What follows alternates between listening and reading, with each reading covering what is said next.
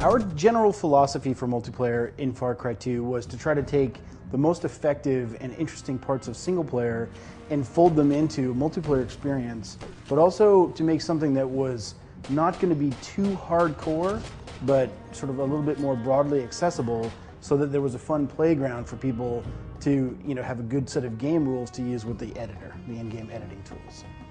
The game modes that are available are the standards. There's deathmatch, team deathmatch, and a slight wrinkle on Capture the Flag, which we call Capture the Diamond. And then there's our unique game mode, which we call Uprising. It's kind of a territories type game where there are strategic points on the battlefield, and the warlord, who is the boss of, the two warlords in single player are actually the bosses of the factions in multiplayer, and they're constantly giving the teams orders, go steal diamonds for me, or kill those guys, whatever. Anyway, in this case, they appoint one of the players as their captain on the battlefield, and the captain's job is to actually go to those strategic points and capture them. It's a time-based mechanic, so the rest of the team has to protect the captain and sort of assist him as he's working his way across the map. Once one team controls the entire map, the job is to hunt down the captain on the other side. Dynamic elements are a big part of Far Cry 2, and they're definitely something that we've tried to focus on in the multiplayer for Far Cry 2.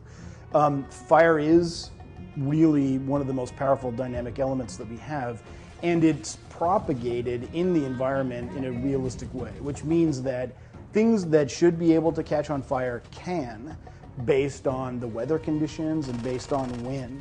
And what we've done on the multiplayer side is in the maps themselves, we've actually included fire breaks, defensive fire breaks, and lanes in the maps so that a team can, if you know what you're doing, you can use fire either defensively or to cut off lanes of flow through the map so that people are restricted to only access on one side or in the middle or however you want.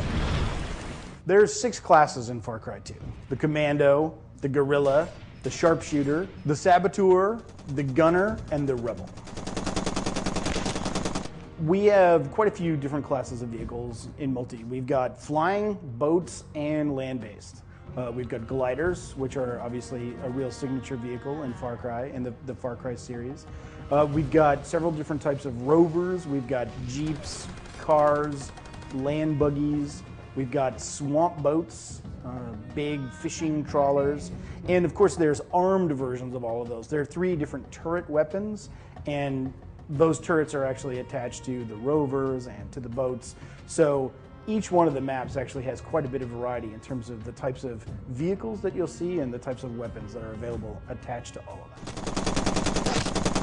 The thing that we're most excited about with multiplayer in Far Cry 2 is that there's a terrific palette of games, options, and weapons that are going to seamlessly link with the editor so that the community will actually have endless variety at their fingertips when they want to play games or invent their own games or maps.